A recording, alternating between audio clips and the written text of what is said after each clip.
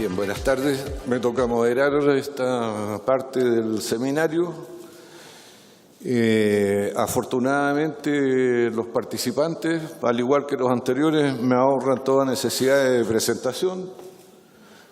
Mario Aguilar viene de ser elegido en el Colegio de Profesores como presidente. El diputado Jaime Bellolio es bien conocido por su participación en el Congreso y en los debates sobre la reforma educacional. ¿Para qué voy a hablar de Gabriel Boric, que es más popular que muchos de larga trayectoria? Yo soy un admirador de él, en todo caso no voy a cortar el pelo de ese modo. Y Jimena Abogavir, que bueno, tiene una larga trayectoria en la Casa de la Paz y relacionada con problemas tanto de ecología, medioambientales y sobre todo humanos. Y sin más, dejamos con la palabra a Jimena. Bueno, en primer lugar, yo quiero felicitar a quienes convocaron y quienes hicieron posible este evento, porque creo que es sumamente oportuno desde la perspectiva del momento que como humanidad estamos viviendo. Si bien los valores en la política siempre es algo históricamente, ¿no es cierto?, que se valora, valga la redundancia, sin embargo, en lo que hoy día estamos llamando como una crisis civilizatoria, como la que estamos viviendo, creo que esto adquiere una relevancia adicional, porque a mí lo que se me ocurre es que el proceso que estamos comenzando a vivir más se parece a la travesía por el desierto y me trae al pensamiento a Moisés y sus 2 piedras, ¿cierto?, en el sentido que tenemos que reinventar la manera de relacionarnos. Y por lo tanto, si no estamos convencidos que quienes nos están conduciendo por esta travesía, que viene llena de malas noticias, por decir, por lo que hay que dejar atrás y por lo que hay que asumir hacia adelante con dolor, mal lo vamos a seguir. Entonces no estoy diciendo que nuestro mundo político tiene que parecerse a Moisés, ¿no es cierto?, y su fortaleza, pero sí por lo menos transmitirnos esa coherencia a quienes lo estamos siguiendo, de tal manera que adhiramos a las medidas que tenemos que adoptar. Puede sonar un poquito como terrible lo que estoy diciendo, pero creo que estas imágenes de la crisis migratoria de Siria justifican lo que estoy diciendo, ¿cierto? La imagen del niño en la playa, la imagen del barco dado vuelta y los tripulantes cayéndose. Creo que eso habla que el tipo de liderazgo que necesitamos hoy día ciertamente es más que la coherencia habitual, porque tenemos que asumir momentos tan dolorosos. Solamente para justificar lo que estoy diciendo, 3 cosas que tenemos que cambiar. 1, a los sobreconsumidores, que posiblemente somos todos los que estamos en esta sala, tenemos que decirnos que disminuyamos nuestra huella ambiental sin tal vez disminuir del todo el índice de desarrollo humano. Y a los subconsumidores tenemos que hacer todo lo contrario. ¿Cómo ellos aumentan su indicador de desarrollo humano sin aumentar la huella ambiental? Manso desafío, ¿cierto?, de disciplina, de creatividad y de valores. Segundo, hay que limitar la concentración de poder económico. Yo creo que esto es algo que internacionalmente está ocurriendo, no es solamente una maldición chilena, pero claramente es algo que nos lleva a un camino sin salida en cuanto a la equidad y a la justicia. Finalmente, también hay ámbitos en los cuales es fundamental limitar la propiedad privada, algo que suena como a garabato en ciertos mundos. Sin embargo, solo para mencionar un ejemplo, el derecho al agua evidentemente no puede quedar en manos simplemente del mercado. Entonces, reformas tan profundas y tan afectadoras a lo que la mayoría o muchas personas piensan y aspiran, evidentemente requieren un estilo de conducción que a su vez amerite la confianza, la credibilidad de quienes tenemos que adoptar esos cambios. ¿Qué tipo de salida? Como bien se dijo en la mañana, no hay vale plata. Evidentemente es altamente complejo. Y entonces yo he seleccionado 3 puntos. 1, la importancia de recuperar la democracia en serio. Para mí, una democracia que es distinta para gentes de la élite, con la gente las grandes mayorías que no pertenecen a ese grupo privilegiado, sin duda no merece llamarse democracia. Y es algo que estamos viendo a cada rato. Lo mismo el tratamiento de los medios de comunicación, que tratan la dignidad de las personas con patrones totalmente distintos. Entonces, necesitamos democracia en serio, justicia e igualdad para todos. Segundo, algún tema que de alguna manera ya se ha tocado, un umbral nítido entre la política y los poderes fácticos, especialmente el dinero, los medios de comunicación. También se ha tocado la necesidad de detener la rotación y la reelección de los cargos públicos, en que hoy día el Estado aparece más bien como una agencia de empleos de calidad en vez de un espacio privilegiado de servicio público. La necesidad de coherencia entre el discurso y la acción. Nosotros vemos en ciertos debates, por ejemplo, estoy pensando en los educacionales o en los valóricos, en que claramente uno percibe que esa coherencia no existe y al no haber coherencia, evidentemente, se pierde la credibilidad. La necesidad de recuperar el valor de los acuerdos.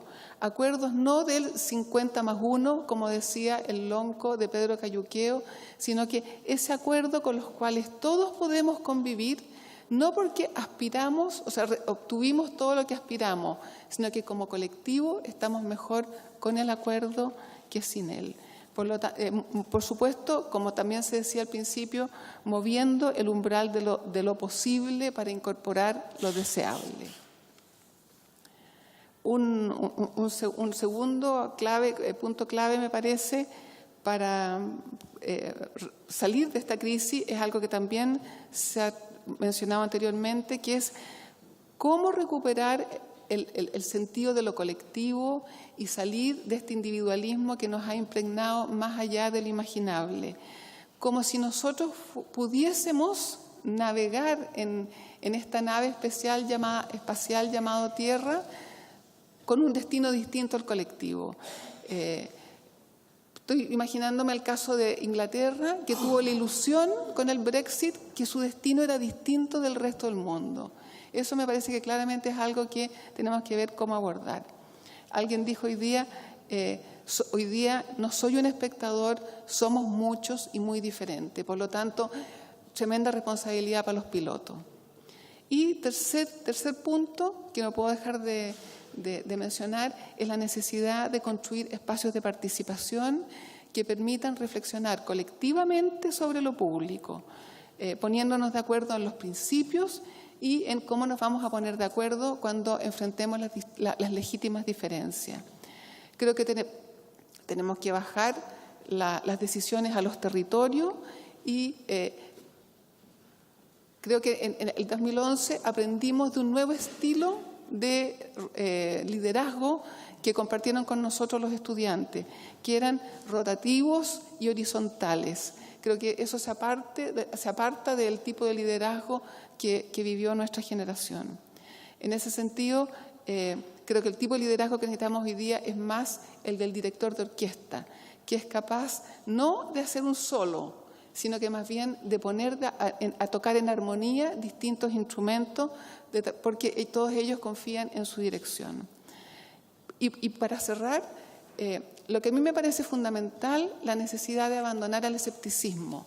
El escepticismo nos vuelve cínicos, nos paraliza, no sirve. Creo que hay que hacer un esfuerzo consciente de focalizar los brotes verdes, porque así como uno ve la foto de los migrantes, también hay tantas otras fotos de imágenes de cosas nuevas que están emergiendo y que me parece que al poner la atención ahí, de alguna manera los estamos potenciando. Yo tuve la suerte de vivir generacionalmente la caída del muro de Berlín, el fin del apartheid, por lo tanto sé que estos cambios civilizatorios profundos, inimaginables, sí son posibles, dando lugar a formatos más inclusivos, más empáticos con todos los que están involucrados, para lo cual necesitamos abandonar la polarización casi así como enfermiza en que estamos viviendo en todos los temas. Necesitamos también liberar esta inteligencia colectiva que sabe regularse en sí y buscar con formatos también más humano de emprendimientos económicos. Creo que están pasando cosas asombrosas que no nos estamos dando cuenta, que es lo que a mí me permiten vislumbrar ya la era de la colaboración. Lo estamos viendo a través de las tecnologías, tales en ejercicios como Wikipedia, como Waze, como Anonymous, como Panama Papers, pero también a lo que se llama la confianza distribuida. ¿Quién se pudo imaginar que el modelo de Airbnb podía funcionar? Que uno dejaba a un desconocido no solamente entrar a su casa, sino que dormir en su casa o compartir el auto. Estoy pensando en Uber, de alguien que yo no sé si es la relación técnica, cómo son sus neumáticos, etcétera. Por lo tanto, creo que están pasando cosas asombrosas y por lo tanto, hoy en día tenemos que buscar el antídoto al que se vayan todos de los indignados del año 2011, de tal manera de poder recuperar aquellos valores que nos caracterizaron. ¿Por qué? Porque nos están gobernando y nos están dirigiendo los mejores. De modo que vuelvo a felicitar a los organizadores de este evento.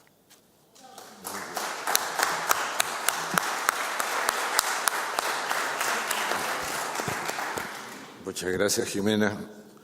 Y dejamos con la palabra a Mario Aguilar. La distribución del orden de las intervenciones no es antojadizos por orden alfabético, ¿eh? El viejo cartesianismo que sobrevive al desorden. Mario. Muy bien, muchas gracias. Aceptamos entonces el orden alfabético, no hay problemas. Bueno, buenas tardes. Agradezco a quienes se han quedado a pesar del llamado del almuerzo que a esta hora empieza a ser fuerte. Y yo soy profesor y no puedo dejar pasar oportunidades cuando hay errores que son necesarios de clarificar. Los profesores trabajamos mucho sobre el error y sobre su clarificación. Nos podemos aprender y mejorar. Un panelista en el panel anterior dijo, en la mesa anterior dijo que, para poner un ejemplo de objetividad, señaló la ley de relatividad de Newton.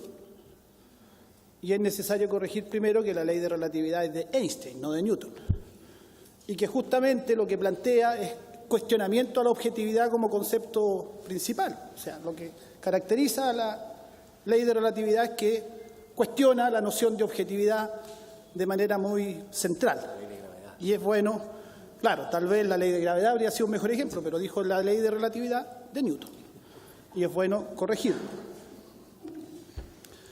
Quiero partir con un ejemplo respecto al tema que nos convoca en esta mesa. En medio del paro por la carrera docente que tuvimos hace un tiempo los profesores, yo fui invitado al programa Estado Nacional. Es un domingo.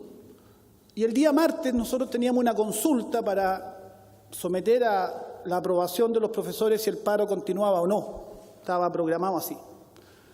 Entonces el conductor del programa me dice, ya casi finalizando, me pregunta, bueno, ustedes tienen una consulta el martes, pero ¿cuál es su opinión del paro? ¿Sigue o no sigue? Entonces yo le digo, tenemos una consulta el martes, eso lo va a decidir. No, está bien, dice, tienen consulta el martes, pero usted, ¿qué opina? ¿Usted qué dice? Y el implícito de su pregunta era, la consulta es un trámite, lo que importa es lo que usted diga y lo que usted señale. Entonces yo le cuestioné eso y le dije, discúlpeme, el implícito de su pregunta es como que la consulta fuera un mero trámite. Y para nosotros no es un trámite, es de verdad la consulta. Si la consulta señala que el paro sigue, nosotros nos ponemos y seguimos a la cabeza de la lucha por eso que estamos peleando en ese paro. Si la consulta señala que el paro se depone, nosotros inmediatamente implementamos esa decisión. No es un mero trámite para nosotros esa consulta, es de verdad. Y yo me quedé con la sensación que no me creyó el periodista. Porque me volvió a insistir, ya, pero ¿usted qué dice? Yo digo lo que diga la consulta, discúlpeme, yo voy a decir lo que diga la consulta. Eso es lo que corresponde. ¿Por qué? Porque el viejo formato señala que los líderes conducen, dirigen desde arriba, dan pautas a la masa. Hay muchos conceptos que están... Y si nosotros vamos a pensar, o el tema de esta mesa es alternativa, salida frente a eso, yo creo que hay que empezar a reflexionar sobre cuáles son los viejos formatos, los viejos procedimientos, las viejas formas que ya no van, que murieron. Y quiero señalar que en la anterior mesa la exposición del profesor Garretón me pareció, no alcancé a verla completa porque justo llegué, pero me pareció brillante o un excelente aporte la altura que le puso al tema, la altura, para verlo desde un problema global, una crisis de civilización, una crisis que es paradigmática, que es más de fondo, y que no es un tema puntual de un parlamentario más, un parlamentario menos, un político más, un político menos, es mucho más de fondo y es mucho más constitutivo lo que está pasando en el mundo. El estudio que nos entregaron nos da datos importantes, me pareció muy interesante el estudio, me habría gustado que viniera aquí cuál fue la metodología, cómo se llega a las conclusiones que se llegó. Supongo que habrá un documento más completo que lo pueda mostrar porque creo que es interesante.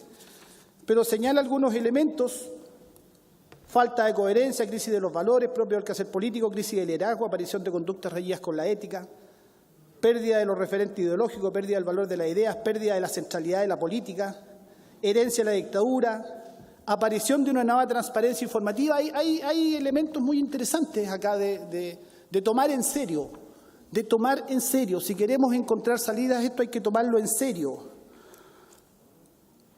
Hay que caminar hacia la coherencia, creo yo. Si a uno lo invitan a dar su opinión, por lo tanto uno da su opinión.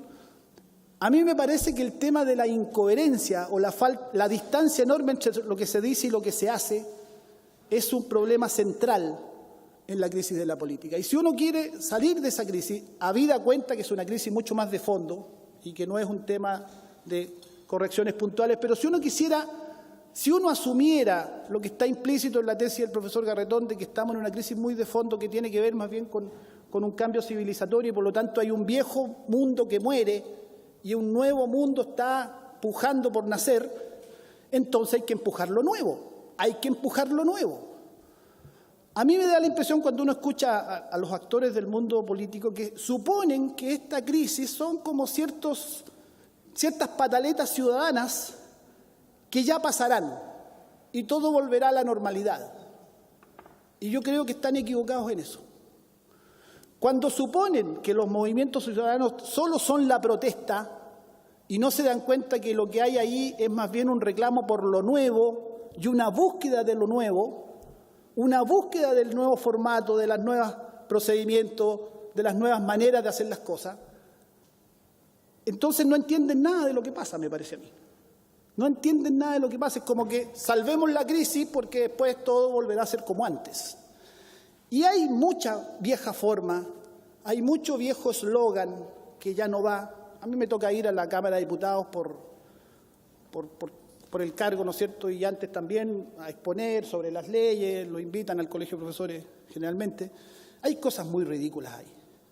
Si está Belolio en la mesa y dice algo y yo tengo que responderle, yo no le puedo decir, mire, diputado Belolio, tengo que decir, por su intermedio, presidente, aunque lo tenga aquí al lado, y el presidente esté al otro extremo de la mesa, yo no puedo decirle a él algo, sino que debo decir, por su intermedio, presidente, dígale a este señor tal cosa.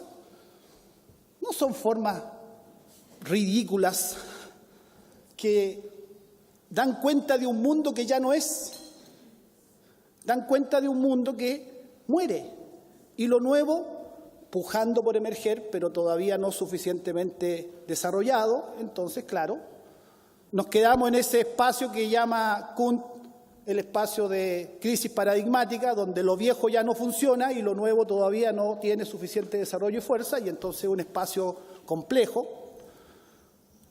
El amigo Belolio acá suele decir cuando llevamos nuestras propuestas, cuando quiere cuestionar el programa en la ley que se esté discutiendo por parte del gobierno, dice, pero esa es una propuesta que tiene sesgo ideológico.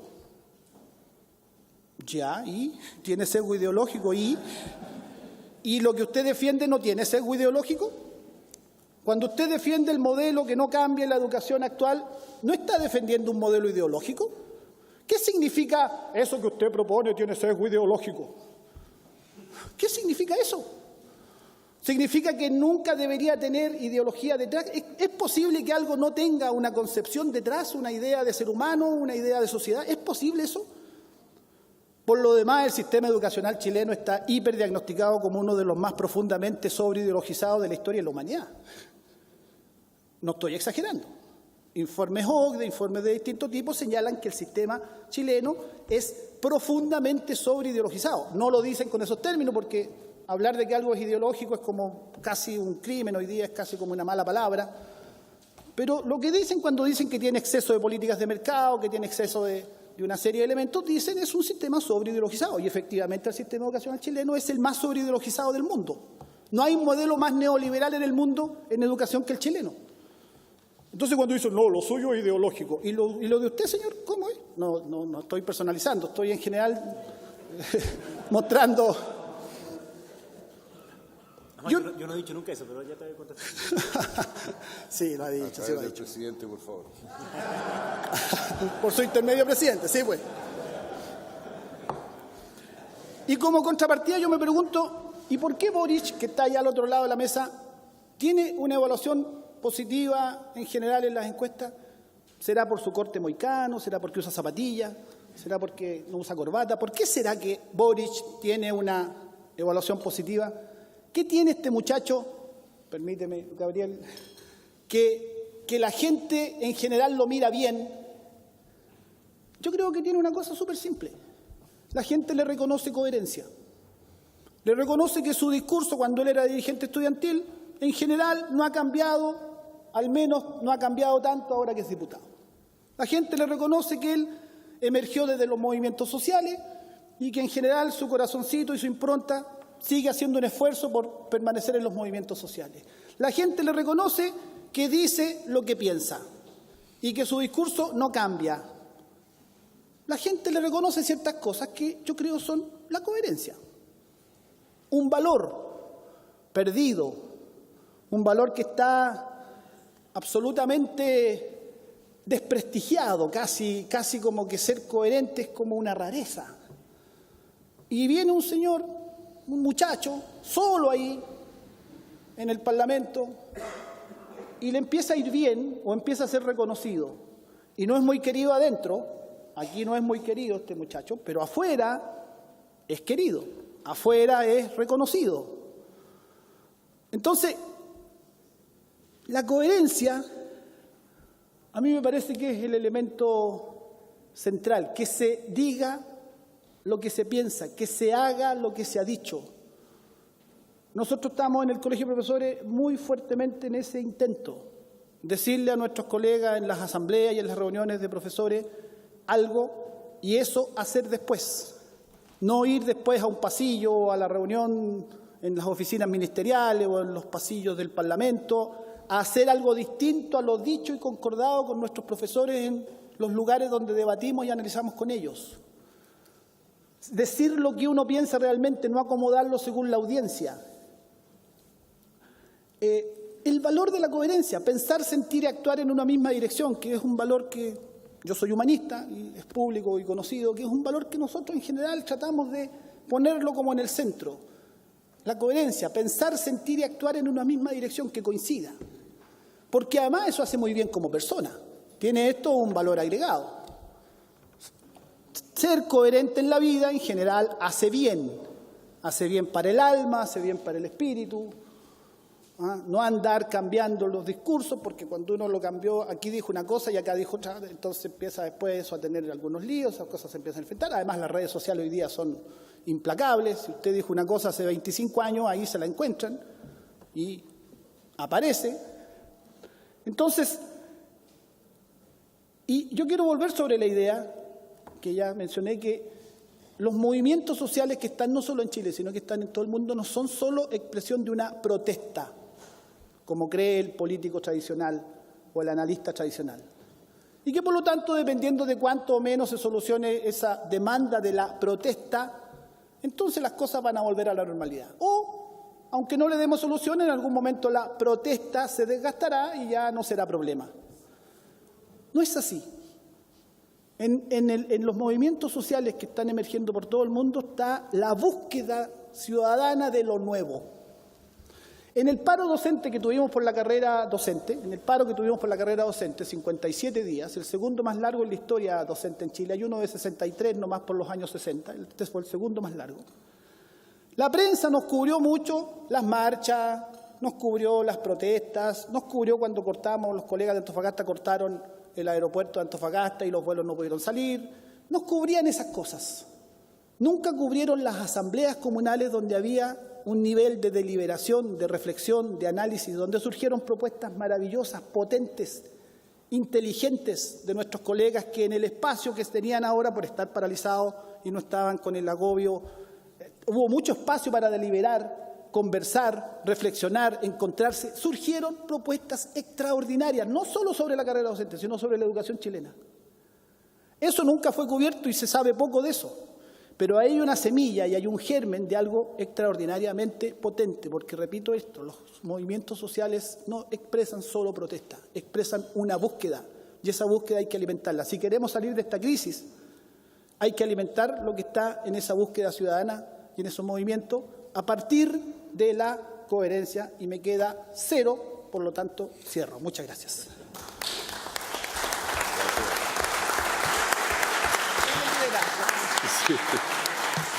Gracias, Mario.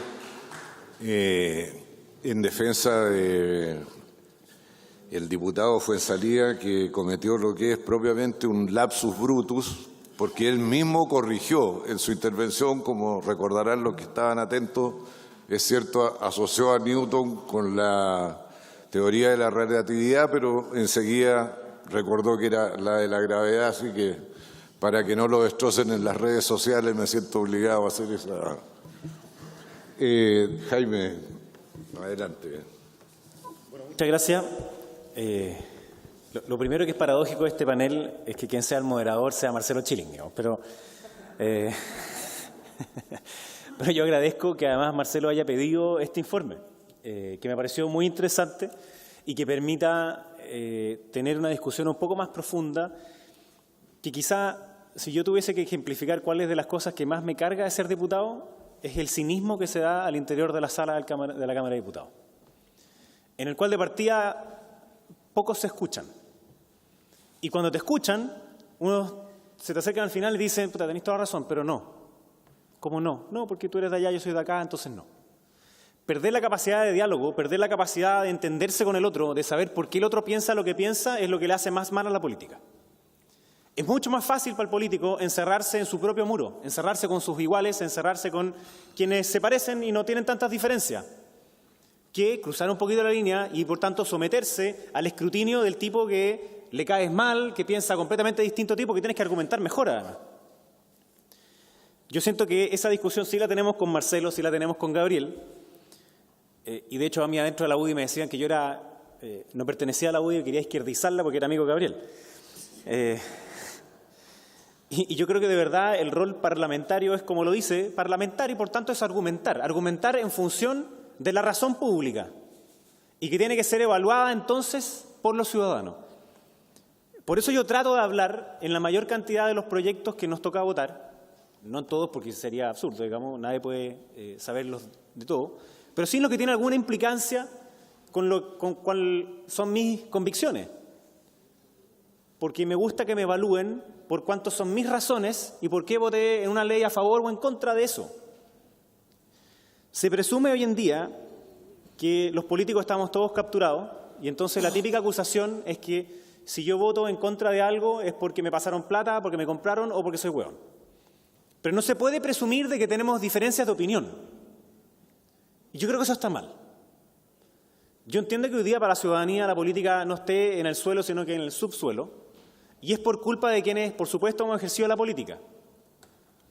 Pero también llegamos a un grado de descomposición del debate en que solo queda aquello que las encuestas dicen que es lo más interesante, lo más famoso, o está la pulsión por caerle bien a la ciudadanía, que entonces algunos tienen un listado de propuestas populistas que, por supuesto, comienzan a aparecer, además, en esta época. Yo no quiero evadir ninguna de las cosas que dijo Mario, pero la primera de ellas es que yo jamás he ocupado la palabra de que algo no tiene sesgo ideológico. Porque yo tengo un sesgo ideológico y es la razón por la cual soy diputado. Quizás te confundiste de diputado.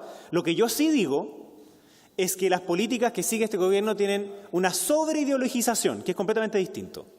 Es decir, que no toma en consideración la evidencia o no le importa la evidencia por esa ceguera ideológica, se pone una anteojera ideológica, que es completamente distinto. Porque por supuesto que mi posición también tiene una posición ideológica. Si no, no sería diputado, porque yo creo que la política es la defensa del bien común en la polis, en la ciudad, en el bien común, en lo que nos pasa a nosotros, en la comunidad. Si no tienes una idea y eres neutro, bueno, entonces puedes ser fácilmente reemplazado por un robot. Y yo no quiero ni creo que eso es la política.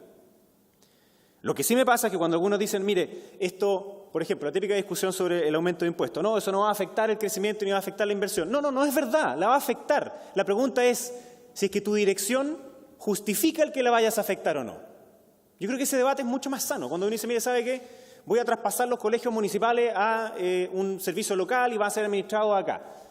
Y dice, bueno, eso va a tener un efecto en donde quien es responsable está más lejos de las escuelas. No, eso no va a pasar. No es verdad, eso va a pasar. La pregunta es que si vale la pena que pase o no. La Camila hace un par de días presentó un proyecto que reduce la jornada laboral de 45 a 40. La pregunta es si eso afecta o no el crecimiento económico. Por supuesto que lo afecta. La pregunta es si estamos disponibles para hacerlo o no. Cuando se aprobó la ley de postnatal de 6 meses, ¿afectaba eso? Por supuesto que afecta. ¿Es justo? ¿Queremos que eso pase? Yo creo que sí. Yo soy partidario de que haya igualdad, por supuesto, en la contratación de las mujeres que los hombres. Igualdad de pega, igual salario. Y cuando se habla de 19 trabajadoras para tener el beneficio de la sala cuna, yo creo que tiene que ser 19 trabajadoras y trabajadores. ¿Significa eso un costo mayor para la empresa? Por supuesto que sí. Yo no lo voy a esconder, pero estoy disponible para decir por qué creo que tiene que asumirlo igual. Entonces, a mí me pasa que muchas veces hoy día en política se esconden los argumentos y se esconden las consecuencias. Y es más fácil entonces enclaustrarse en su propio grupo. Y peor aún cuando vienen elecciones presidenciales de algunos que ni siquiera sabemos qué quieren hacer. Porque si solamente llegamos a votar por alguien porque es el que aparece primero en la lista, porque es el mejor evaluado, ya nos demostró la nueva mayoría que no basta con ganar las elecciones con alta popularidad para poder gobernar. Sino que a continuación hay que hacer un proyecto y un programa que sea capaz de sintonizar con la ciudadanía en la cual sea real ese cambio. Y ese es mi desafío como alguien de centro derecha, en que yo creo que si nosotros llegamos a ganar el gobierno sin tener una propuesta que sintonice con las personas y que sea capaz de solucionar los problemas que hoy día le aquejan a Chile, le vamos a entregar semi en bandeja el gobierno a Gabriel. Y yo no quiero que eso pase.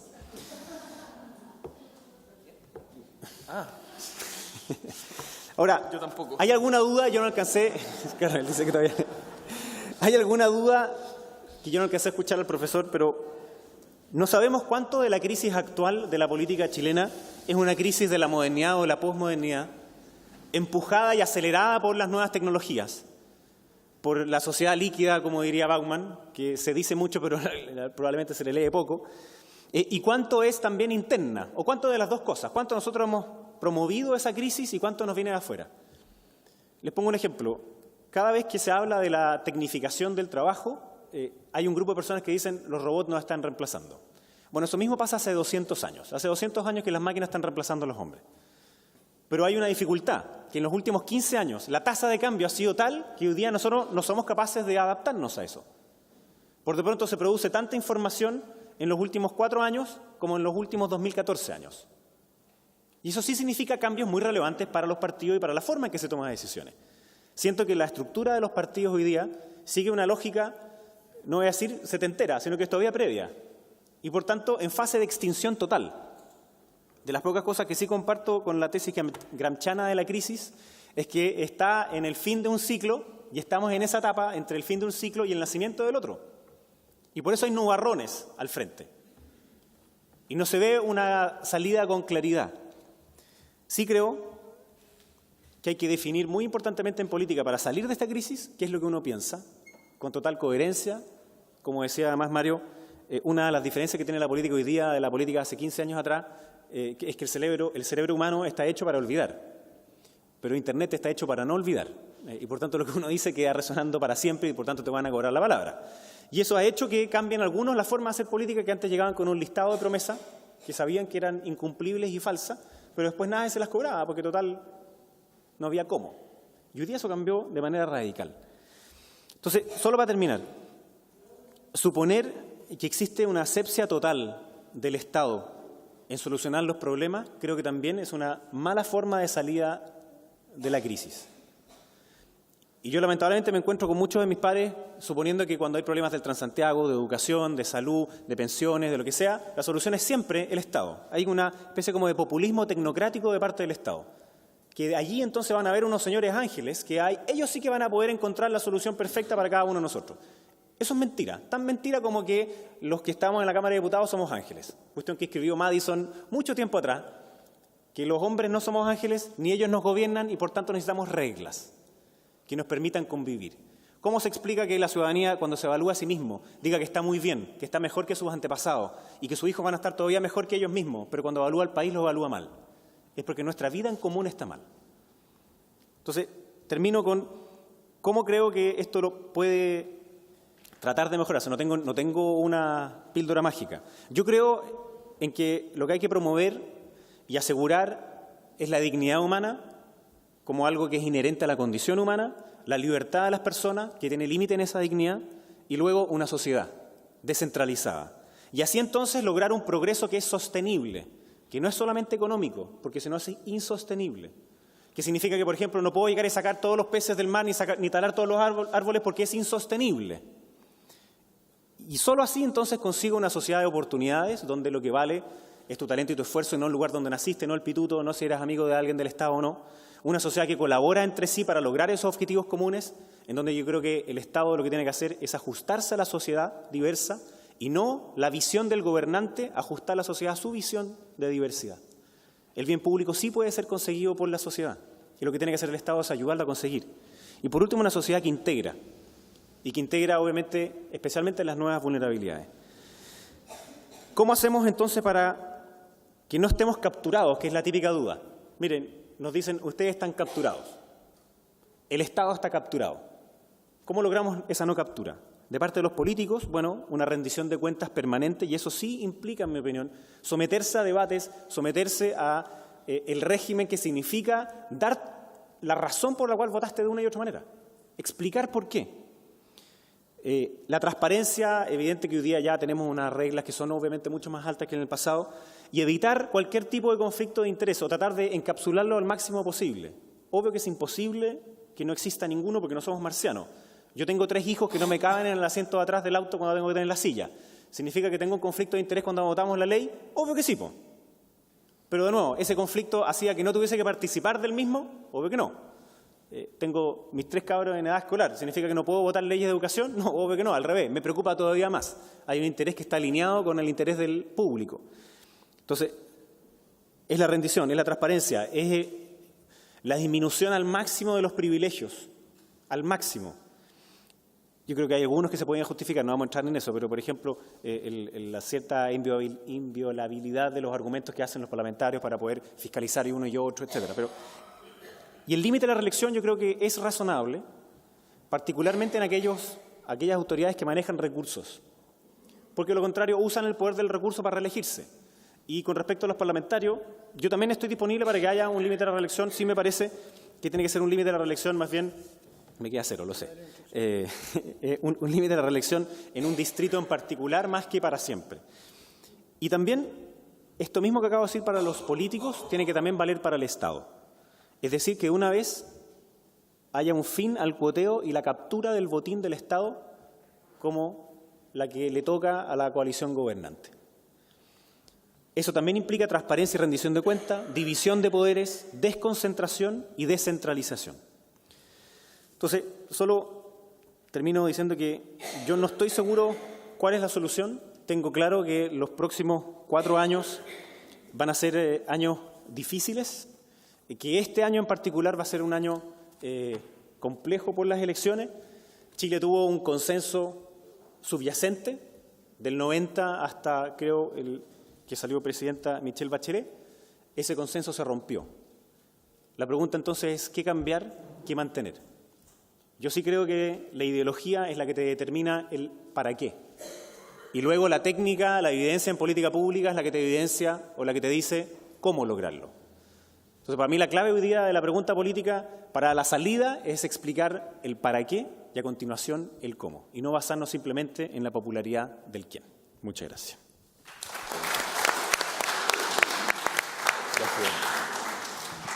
Gracias, Jaime, y tiene la palabra Gabriel.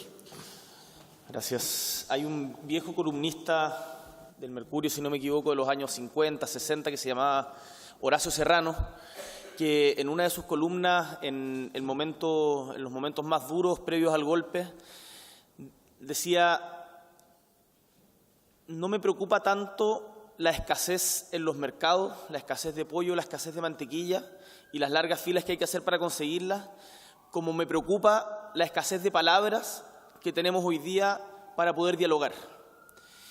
Y por eso yo agradezco espacios como estos, en donde entre gente que pensamos diferente y que venimos de diferentes experiencias, podemos justamente dialogar sobre una crisis que en cada momento nos jugamos si se profundiza o si es que vamos avanzando hacia una salida de la misma. Una cuestión mínima para salir de las crisis de confianza es otorgar confianza.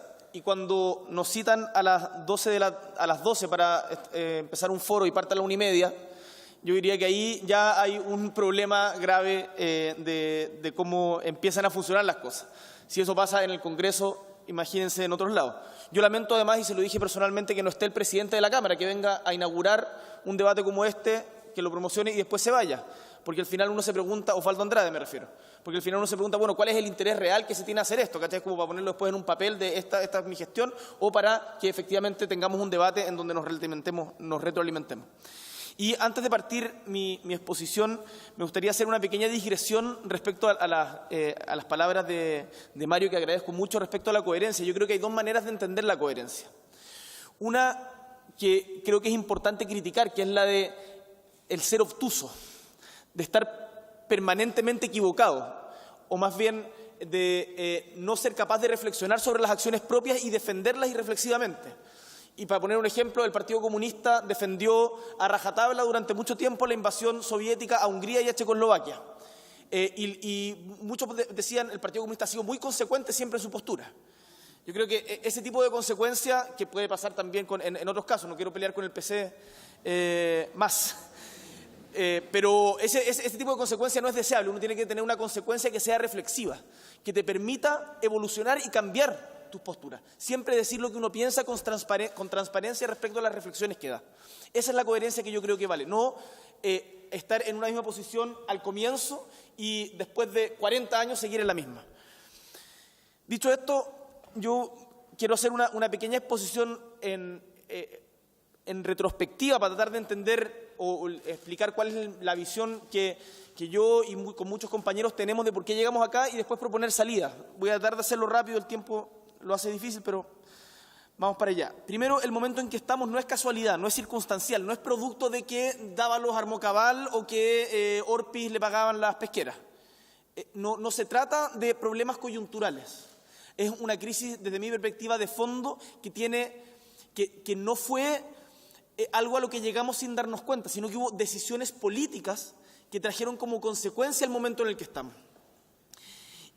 Y para esto hay que remitirse a los años finales de la dictadura. Uno podría siempre ir encauzando e hilando la historia de un país o de una sociedad siempre hace mucho más atrás, pero me quiero poner como límite temporal los fines de la dictadura. La dictadura nos han vendido hoy día esta imagen de que cayó solo con un lápiz y un papel, pero no fue así.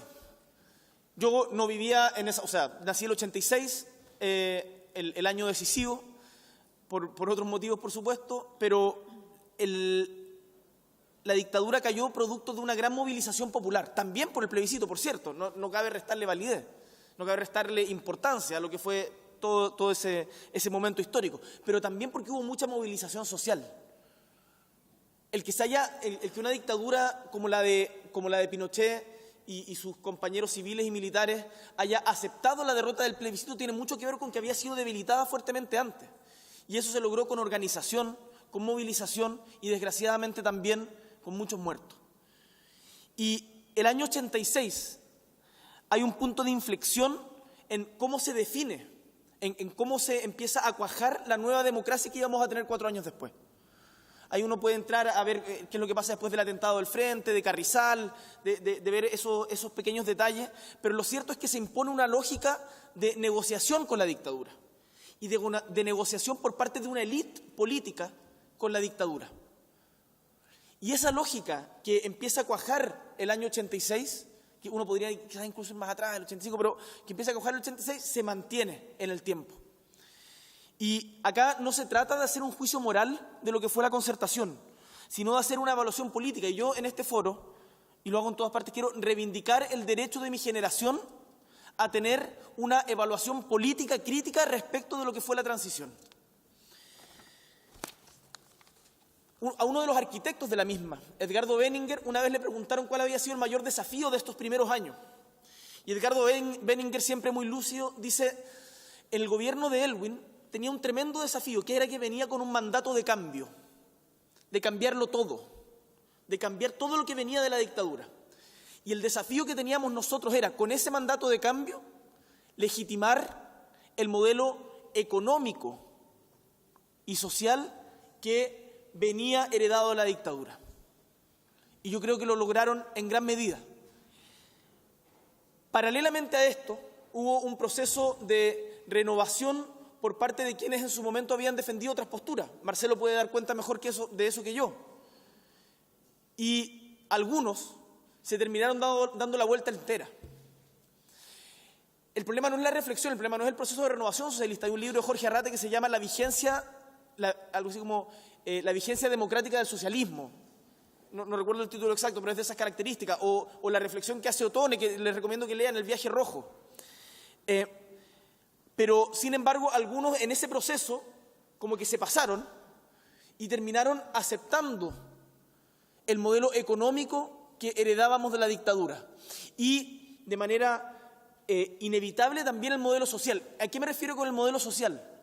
En que la política es para los políticos expertos y el pueblo que se queda en la casa. En ese sentido es muy explicativo, por ejemplo, el caso de la prensa. Teníamos más diversidad de prensa en Chile a fines de la dictadura que durante los 90. Y eso no fue casualidad. Entonces empezamos durante los 90 a consolidar un estado de normalidad que se basaba en el consenso de una élite empresarial y política.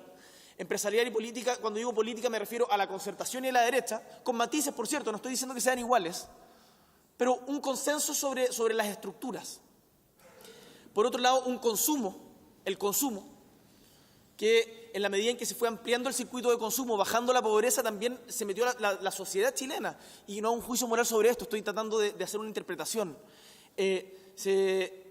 Las preocupaciones empezaron a ser otras y, por otro lado, la competencia. Compitamos por todo, compitamos por el voucher, compitamos entre los profesores, compitamos en el barrio, compitamos por los subsidios, compitamos por quién es mejor.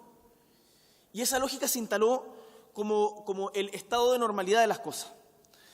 Se mencionaba en uno de los paneles anteriores cuándo empieza a crujir esto. Creo que no sé si lo mencionaba Gutenberg Martínez. O no, el profesor Garretón, perdón por confundirlo. El 2006 y el 2011. Y son años muy clave porque tienen características muy diferentes. El 2006, con lo que se llamó la Revolución de los Pingüinos, yo diría que es el último momento en que desde la política es posible desactivar la movilización en una lógica transicional. Bajaron, el PS baja a César Valenzuela, el LUN, en las últimas noticias, publica esa portada famosa, dice: cabros no se suban por el chorro, y te empiezan a desarmar mediante los mismos partidos la movilización que se había desplegado el 2006 y que se había vuelto levemente incontrolable. Te la desactivan y la leen en clave neoliberal.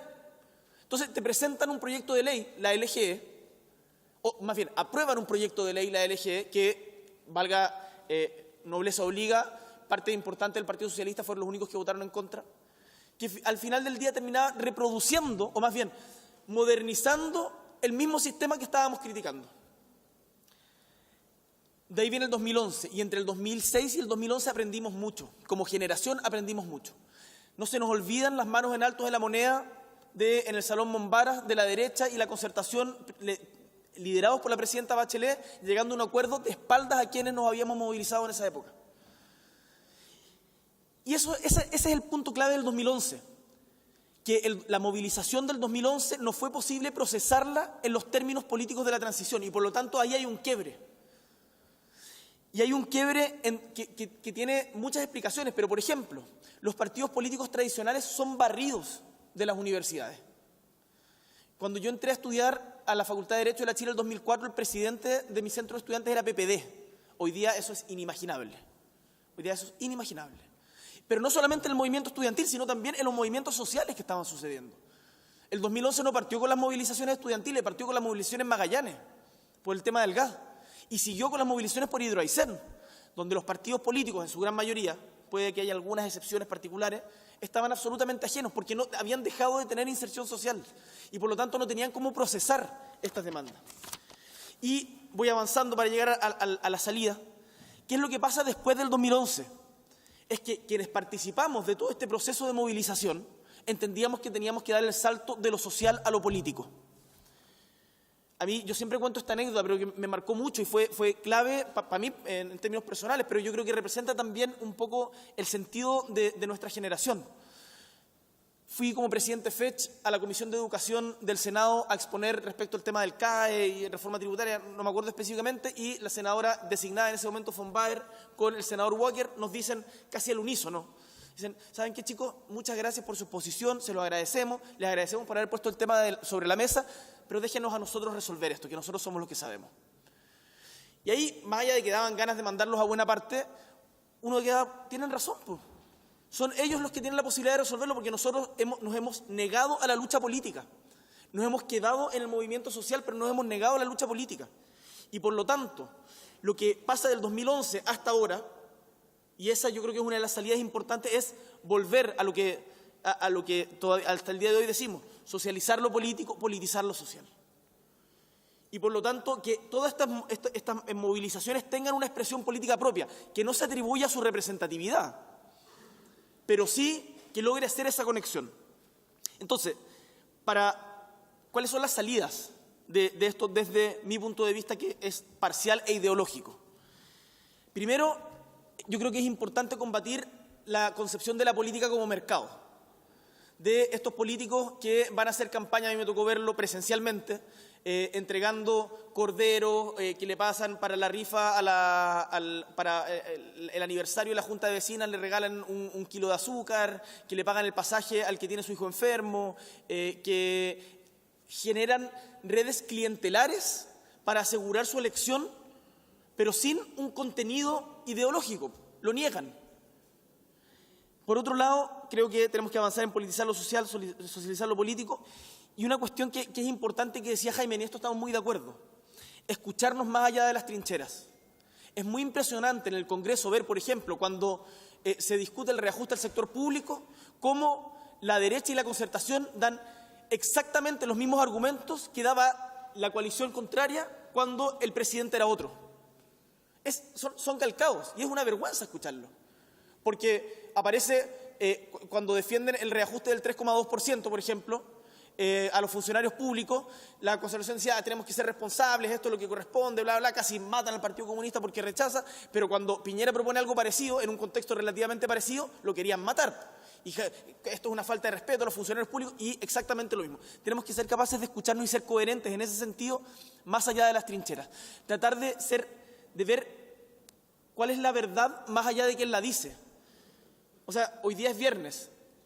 Si Hitler dijera que hoy día es viernes, seguiría siendo viernes, digamos. Entonces, yo creo que es importante aprender a escucharnos en eso. Pero, estoy casi terminando, en esto es importante no confundir el rol del Parlamento. El rol del Parlamento, efectivamente, yo creo que el arte de la política es ponerse de acuerdo entre visiones diferentes o ponerse de acuerdo en cómo destrabar los desacuerdos, pero no caer en lo que Lenin llamaba el cretinismo parlamentario, que yo creo que es lo que pasa hoy día en el Congreso, en donde todos se dan de golpecitos en la espalda y casi que es como una sala de curso de básica, en donde además muchos de los parlamentarios veranean en los mismos lugares, independiente de la coalición de que sean, tienen a sus hijos en los mismos colegios, se atienden en las mismas clínicas. O sea, eso es lo que constituye la casta. Yo creo que tenemos que terminar con la casta de la política y volver a... Hoy día el Congreso no es representativo de la diversidad de la sociedad chilena y hasta que no lo sea, yo creo que va a seguir en estos términos de desprestigio y tenemos que avanzar hacia allá. Por último, es importante lo que decía Sofía, que yo creo que es clave, y aprovechando que está Mario acá. Dice, las decisiones no las pueden tomar unos pocos encerrados entre cuatro paredes. Y no se puede tomar en contra de la voluntad de quienes van a hacer carne esa reforma. El gobierno tenía una pelota dando bote para meter un gol con la carrera docente, porque nadie quería estar en la situación en que estábamos. Los profesores querían una carrera docente, pero terminaron impulsando una cuestión en contra de los mismos profesores. ¿Cómo se va a impulsar una carrera docente en contra de los profesores? Y no hubo capacidad de llegar, y no hubo más que capacidad al comienzo en particular, no hubo visión para llegar a acuerdo. Yo creo que eso se expresa en muchas otras dimensiones de la sociedad. Para poder hacer reformas, además, sustantivas, estructurales, no basta solamente con la capacidad de dialogar. Tenemos que tener capacidad de movilización. Porque hoy día Jaime es muy razonable y aparece como tal en este espacio. Pero sus amigos, o sea, ahí hay una cantidad de intereses, o sea, que van a defender los intereses de los privilegiados a rajatabla. Y por lo tanto, a esa gente no la vamos a convencer. A esa gente hay que, con ese sector, con la derecha más recalcitrante, tenemos que avanzar no solamente con diálogo, sino también con movilización, paralelo. En eso estamos tratando de avanzar en eso en el Frente Amplio. Tenemos, yo creo, un tremendo desafío. De verdad, estoy en el punto 12 de 14. Desde el Frente Amplio estamos con ese tremendo desafío, que además yo creo que es un desafío epocal, en el sentido de que si no logramos reivindicar la política, porque yo no me presento como un outsider. Acá yo digo orgullosamente que nuestra generación está haciendo política. La Sofía dice lo mismo. El Mario, que yo diría no somos de la misma generación, pero si nos alargamos, llegamos, está haciendo política. Está haciendo política. Pero si perdemos esta vuelta, o sea, no digo perder la elección, sino si perdemos esa lucha por reivindicar el sentido de la política, lo que está a la vuelta es el populismo estilo Marie Le Pen, estilo Trump, estilo el nazi de Holanda. O sea, hay que tener mucho ojo con eso. Y creo que este proceso, lo que estamos haciendo en el Frente Amplio, también va a ayudar, colaborar a un proceso de renovación en las coaliciones tradicionales. Sin creernos nosotros la pomada, nosotros tenemos infinitas mediocridades, mucho que aprender. Yo creo que esto no tiene que plantearse generacional solo en términos etarios. Tenemos que hacer una síntesis entre los luchadores anteriores y nosotros. Acá, en el fondo, el mundo no nace el 2011. Tenemos que aprender de lo que hay detrás e incorporarlo a nuestra acción política. Y por sobre todo, en términos de valor, reivindicar en política el valor de la duda, de dudar. Yo desconfío de quienes están muy seguros de sí mismos. Esto no significa que no hayan ideas correctas que defender. Uno defiende las ideas que cree correctas. Yo no me compro el relativismo de decir, no, todo es verdad, todos tienen la razón. No, yo creo que hay ideas correctas y hay ideas incorrectas, y defiendo las correctas y combato las que creo incorrectas. Pero dudo permanentemente de ellas. Como decía Albert Camus, tiene una frase en su libro Escritos Libertarios, que recoge las editoriales del diario Combat, que se hacía en Francia a fines de la Segunda Guerra, que dice: la duda en política debe seguir a la convicción como una sombra. La duda en política debe seguir a la convicción como una sombra. Y yo hago de ese lema, de esa frase, mi leitmotiv, mi lema principal, mi guía en política: dudar. Muchas gracias por esta convocatoria. Sigamos debatiendo.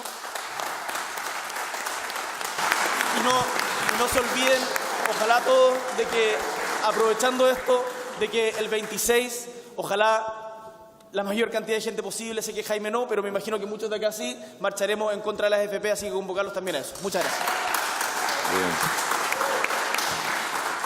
Bien. Quiero agradecerles a todos su presencia, la participación. Creo que lo más relevante de este seminario han sido las contribuciones generosas de las personas que han participado en las distintas mesas. Esto ha sido transmitido por el canal de televisión y será seguramente reiterado por él. Aparte, habrá una publicación de la Academia Parlamentaria. Creo además que esto es muy importante porque lo dijo al pasar, me parece, Gutenberg Martínez, que a los políticos y al Parlamento y a los partidos políticos les cuesta mirarse y asumir que están en una situación de crítica despiadada por parte de la sociedad, no solo en Chile, en todo el mundo. Aquí ha habido acelerantes, el financiamiento irregular y esto y lo otro, en fin. Pero el primer paso va a mejorarse, como me dice mi mujer cada vez, ella es psicóloga, cada vez que me recuerda que yo soy medio Asperger, el primer paso es reconocer que uno es enfermo. Y por eso yo creo la utilidad de que el Congreso haya promovido el que actores sociales significativos, relevantes, como Jimena, Mario, miembros de él que son también críticos de sus prácticas, bueno, hubo empresarios, religiosos, en fin, nos hagan saber lo que se opina de estas instituciones. Pero al mismo tiempo, y como lo recordó Manuel Antonio Garretón, esta manera republicana y de acuerdo al sistema político, democrático, representativo apenas tiene 200 años. El problema es que parece que por el progreso civilizacional su impulso vital se va debilitando. Y yo creo que el cuidado que tenemos que tener sobre todo es que no termine de morir sin que haya tenido un reemplazo que proteja los derechos que han conquistado los ciudadanos cuando dejaron atrás las monarquías y el poder absoluto sobre ellos. Estamos en un momento de transición, no hay duda, pero la transición no necesariamente significa terminar en un modo de vivir peor que aquel que pareciera estar dejando de vivir. Yo espero que este esfuerzo de la Cámara de Diputados encuentre continuidad, como lo encontró el Congreso del Futuro, como dijo Andrade al introducir la conversación, y que además el Congreso sea de manera sistemática y frecuente capaz de darle la palabra a los ciudadanos que hoy día han representado a los ciudadanos. Muchas gracias por esto.